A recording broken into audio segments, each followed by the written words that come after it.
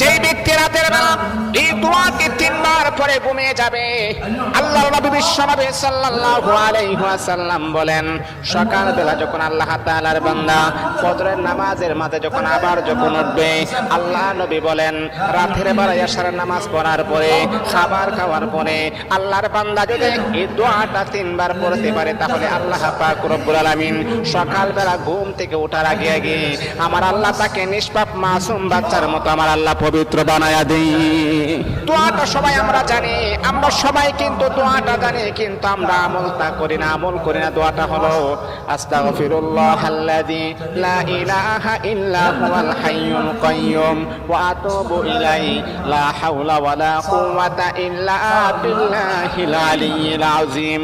তিনবার যদি আপনি পড়তে পারি, ইনশাআল্লাহ আল্লাহ পাক রব্বুল আলামিন আমার আপনার জীবনের সমস্ত গুনাহগুলোকে আমার আল্লাহ ক্ষমা করে দিবে।